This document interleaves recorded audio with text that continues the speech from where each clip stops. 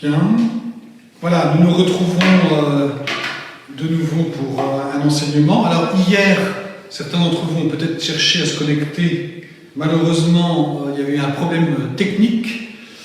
Voilà, et donc la vidéo n'a pas été diffusée en direct. Le Père Grégoire a cependant fait son témoignage qui a été enregistré. Et donc, vous pouvez le retrouver dans le fil d'actualité de la page Facebook, juste avant ce post-là, cette vidéo. Et puis, vous pourrez aussi trouver les témoignages qui viennent d'être mis aussi sur la page YouTube de la paroisse. Donc, je vous invite à y aller, à aussi vous abonner à cette page. Et puis, vous pouvez y retourner plus facilement après. Et puis, à écouter les enseignements que vous n'auriez pas écoutés, ou bien les témoignages, ou bien d'autres choses. Il y a plusieurs propositions. Voilà, le don de soi. Donc, c'est le 13e enseignement, et en fait, il est important que je vous parle du don de soi le plus vite possible, même si c'est le 13e enseignement seulement, parce qu'en fait, tous les spirituels vont dire que c'est dans l'absence du don de soi, c'est à cause de l'absence du don de soi, ou à cause du fait qu'on s'est donné un jour, mais ensuite on s'est repris, parce que cette tendance, on va y revenir, mais cette tendance, c'est de se donner, de se reprendre en permanence. C'est à cause de cette absence de don de soi que, en fait, notre vie chrétienne stagne, voire régresse. Parce qu'en vie chrétienne, comme je l'ai déjà dit une autre fois, qui n'avance pas recule. Quand on arrête d'avancer, on recule. Quand on arrête de se donner, eh bien, on recule. La sainteté ne peut plus se développer s'il n'y a pas de don de soi. Et si notre don n'est pas suffisamment fort. Voilà. Dieu ne prend pas nos vies de force. Nous nous sommes donnés à Dieu par la grâce du baptême, mais seulement cette grâce baptismale, de fait Dieu a accueilli notre offrande. Mais il reste que nous restons dans une liberté totale de vivre de notre baptême, ou bien au contraire de ne pas en vivre. Et donc nous pouvons très bien refuser de continuer à nous donner, de continuer à exercer notre sacerdoce baptismal d'offrande. Nous pouvons refuser et dans ce cas-là, eh bien, Dieu ne va pas prendre de force. Dieu ne prend pas de force, il prend ce qu'on lui donne. Si on se donne un tout petit peu, il prendra le petit peu, ce sera déjà bien. Mais en même temps, il faut savoir que si on donne peu, eh bien Dieu ne peut pas se donner complètement. Il peut se donner complètement à nous que dans la mesure où nous nous donnons complètement à lui. C'est un échange amour pour amour, c'est un don total de nous-mêmes. Tant qu'on ne se donne pas complètement nous-mêmes, Dieu ne peut pas se donner complètement à nous. Comme le dira Thérèse d'Avila, nous n'en finissons jamais de nous donner à Dieu. Et donc, il faudra tout le temps renouveler ce don, tous les jours de notre vie. Et il faudra rentrer dans un don renouvelé en permanence, parce que sinon, avec le temps qui passe, eh bien, on se récupère. Les raisons qui font qu'on ne se donne plus, c'est par exemple le découragement, où on voit qu'on n'avance pas assez vite, où on considère que certains défauts ou certains péchés, on n'arrive pas à les arracher trop facilement. On se décourage et on arrête de se donner, on relativise notre vie chrétienne, on la met dans une petite case sur le côté. C'est aussi ce qu'on appelle l'ascédie, c'est une maladie spirituelle qui est en fait une lassitude spirituelle.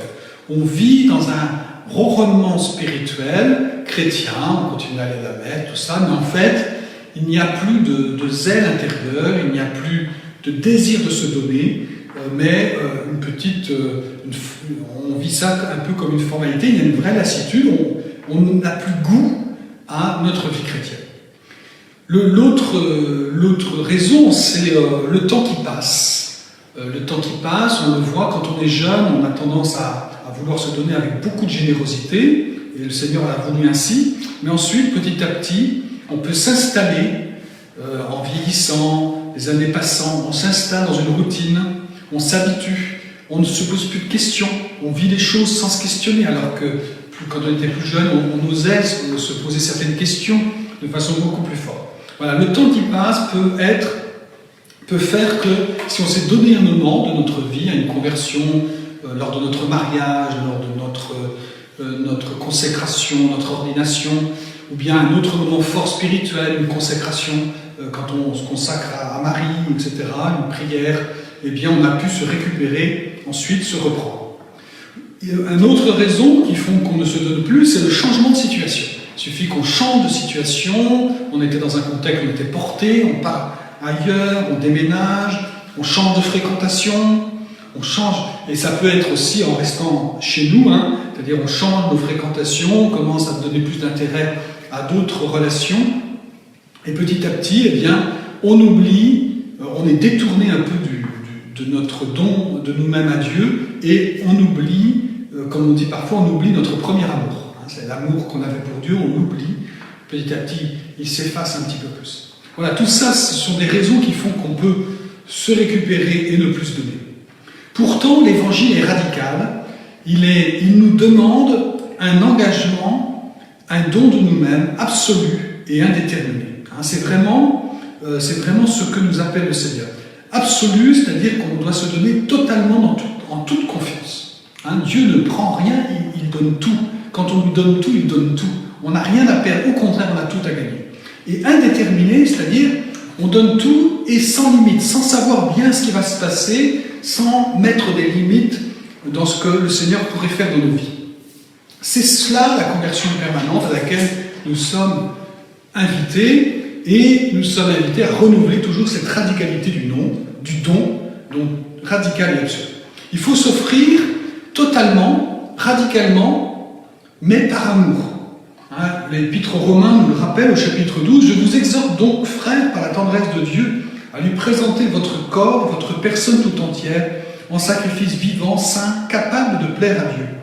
C'est là pour vous la juste manière de lui rendre un culte. » Voilà, et l'Épître aux Éphésiens, chapitre 5, « Oui, cherchez à imiter Dieu, puisque vous êtes ses enfants bien-aimés. Vivez dans l'amour, comme le Christ nous a aimés et s'est livré lui-même pour nous, s'offrant en sacrifice à Dieu, comme un parfum d'agréable odeur. » Voilà. Se donner par amour, cela est notre vocation. Vivre le don de soi, c'est vraiment le culte parfait rendu à Dieu. Hein, on le fait à la suite de Jésus, dans la dynamique du don de Jésus. Hein, c'est pour ça qu'il nous faut la grâce du baptême. On est plongé dans la mort et la résurrection de Jésus. On le fait à la suite de Jésus, dans la dynamique du don de Jésus au Père. Ce don de soi est pour nous la juste manière de rendre un culte à Dieu, hein, tel que le dit l'Épître aux Romains. Et donc c'est la grâce du baptême et c'est la grâce de l'Eucharistie. Dans l'Eucharistie, Jésus continue à se donner, actualise son don de lui-même à Dieu, et nous glissons, nous nous mettons dans cette dynamique du don pour nous offrons, nous, au moment de l'offertoire, hein, nous offrons et pour nous offrir à Dieu aussi totalement. Hein, donc cette dynamique sacramentelle est importante à vivre pour pouvoir ensuite vivre du don de nous-mêmes dans toute notre vie. Nous sommes invités avec Jésus à nous offrir totalement au Père par amour, à offrir notre vie, notre corps, notre personne tout entière. C'est en fait le sacrifice le plus parfait que nous puissions offrir à Dieu. Il n'y a pas plus parfait que d'offrir ça. C'est exercer notre sacerdoce baptismal. Hein, notre sacerdoce personnel du baptême, c'est justement s'offrir à Dieu, offrir notre vie tout entière dans tout ce qu'elle est, toute son histoire aussi. Le sacrifice est l'acte religieux par excellence. Quand on s'offre à Dieu, eh bien là on fait le culte parfait. Cela peut faire peur, parce qu'on a peur de se donner, on a peur de se perdre en fait. Hein, Jésus le dit, hein, il faut se perdre pour se trouver, et pourtant on a peur. Mais si nous vivons cela comme une offrande d'amour, parce que Dieu m'aime et veut mon bien, je me donne à lui par amour totalement. Comme le dit Jésus, il n'y a pas de plus grand amour que de donner sa vie pour ceux qu'on aime. Donc voilà, c'est la motivation, le moteur de notre don. Ceci s'applique en tout premier lieu à notre relation à Dieu. Si nous aimons vraiment, nous serons heureux de nous donner à celui qui aime. Ainsi, comme les couples, dans la vocation du mariage, sont certainement, les couples dans la vocation du mariage sont certainement un témoignage, un signe concret de cet amour véritable qui est amour-don, le don par amour. Voilà. C'est cela que nous sommes invités à faire vis-à-vis de Dieu. Alors, se donner, c'est très concret. C'est vraiment c'est une offrande concrète de notre vie. C'est vraiment tout déposer dans les mains de Dieu. Ne plus garder rien pour soi, ne plus vouloir maîtriser, ne plus vouloir contrôler sa propre vie, ne peut vouloir la garder comme si c'était le trésor que nous possédions et auquel il nous faudrait surveiller, la défendre à tout prix. Le don de soi doit être concret et souvent renouvelé, parce qu'on se reprend très facilement. Tous les matins, on se reprend un petit peu, et c'est pour ça que tous les matins, il faut se renouveler dans le don de nous-mêmes. Et surtout à l'Eucharistie, toujours vivre l'Eucharistie dans un don de soi, parce qu'on reçoit en plus Dieu en échange. Ce don de soi au Seigneur, nous le vivons dans la prière, la liturgie, l'Eucharistie, je l'ai dit, mais il peut être une illusion s'il ne se concrétise pas dans la vie quotidienne. Comme dit l'Épître aux Romains, toujours au chapitre 12, mais justement c'est le verset suivant, « Ne prenez pas pour modèle le monde présent, mais transformez-vous en renouvelant votre façon de penser pour discerner quelle est la volonté de Dieu, ce qui est bon, ce qui est capable de lui plaire, ce qui est parfait, et ainsi pour le faire. » En fait, ça modifie notre agir. Voilà, il nous faut discerner nos talents, nos dons, et ainsi agir ensuite dans nos vies. Le don de soi nécessite un renoncement, se dépouiller de soi-même, se libérer du vieil homme, tout donner à Dieu. Ce n'est pas une chose facile. Et ensuite, le vivre, ce renoncement, le vivre dans la vie quotidienne, en renonçant à nos égoïsmes, nos désirs superficiels. Le renoncement par amour est le test réel de l'amour, du véritable amour du Christ. Et donc c'est dans la vie quotidienne, dans les petites choses de la vie quotidienne. Le don de soi est facteur de communion. C'est ce que nous dit toujours le chapitre 12 de l'Épître aux Romains. Il nous unit les uns aux autres. Voilà. Les bonnes intentions ne suffisent pas, seuls les actes confirment nos paroles et nos intentions. Ainsi, concrètement, se construit le corps du Christ par le don de soi. Le don de soi est fécond dans le monde et la sainteté et développe une sainteté personnelle en nous-mêmes. En tout cas, le don de soi nous soude les uns aux autres dans l'Église et crée des liens de charité. Enfin, comment se donner aujourd'hui? Réfléchissons chacun de notre côté à la manière dont nous allons nous donner.